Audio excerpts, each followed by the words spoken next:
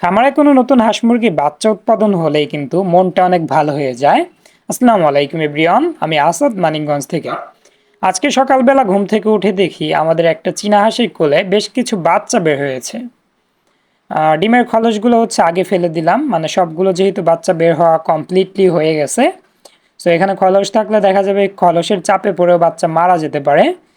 এখানে কিন্তু অনেকগুলো বাচ্চা, যেহেতু একদমই হচ্ছে বাচ্চাগুলো ভিজে যথেষ্ট পরিমাণ, মানে শুকায় না এখনো, সেজন্য দেখে অল্প কিছু মনে হতে পারে। আমরা মূলত এক একটি চীনা হাঁসের নিচে 17 থেকে 18টা করে ডিম বসিয়ে দেই। পরবর্তী 4 থেকে 5 দিন পর ডিমের গায়ে হচ্ছে হাতে থাকা ফোনের ফ্ল্যাশ লাইট জ্বলিয়ে আমি হচ্ছে একটু ট্রাই করি, মানে দেখার কয়টা ডিমের ভেতর হচ্ছে বাচ্চা ধরছে এবং কয়টা ডিমের ভেতর হচ্ছে বাচ্চা ধরে নাই।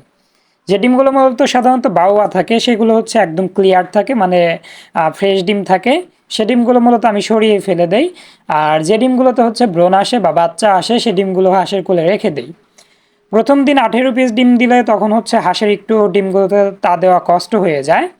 আর যখন কিনা আমি 4 থেকে 5 দিন পর ডিমগুলোকে চেক করে কিছু সংখ্যক ডিম সরিয়ে দেই, তখন কিন্তু হাঁসের ডিম তা দেওয়া কিন্তু ইজি হয়ে যায়, যেহেতু একটা স্পেস সে পেয়ে যাচ্ছে।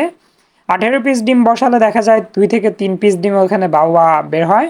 পরবর্তীতে দেখা যায় 14 থেকে 15 পিস যদি ডিম থাকে, হাঁস কিন্তু ইজিলি সে ডিমগুলোকে তা দিয়ে বাচ্চা উৎপাদন করতে পারে। আর এরপরেও কিন্তু ধাপে ধাপে আমি পর্যায়ক্রমে 10 দিনে চেক করি, 15 দিনে চেক করি। এরকমভাবে কিন্তু 30তম দিন পর্যন্ত আমি ডিম কিন্তু নিয়মিত চেক করি, মানে 2-4 দিন পর পর হচ্ছে ডিমগুলোকে চেক করি। চেক করার পিছনে কারণ, ডিমে দেখা যায় আপনার ব্রণ মারা যায়, মানে বাচ্চা হয়েও মারা যাচ্ছে, বড় হয়েও মারা যাচ্ছে, গায়ে ফেদার হওয়ার পরেও মারা যাচ্ছে।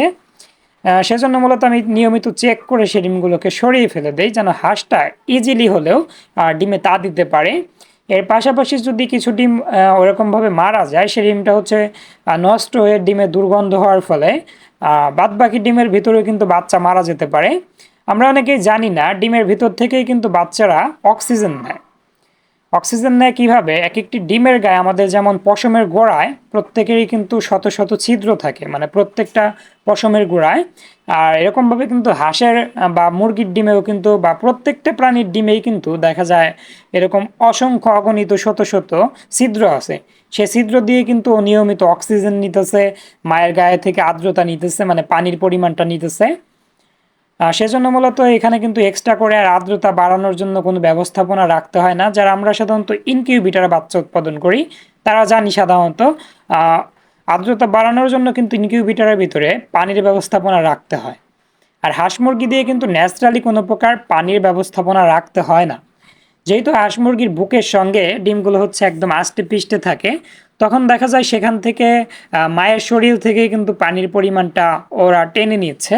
আর আলহামদুলিল্লাহ এই ব্যাচটাতে হচ্ছে 13 পিস বাচ্চা আসছে, কালকে হচ্ছে ডেলিভারি চলে যাবে।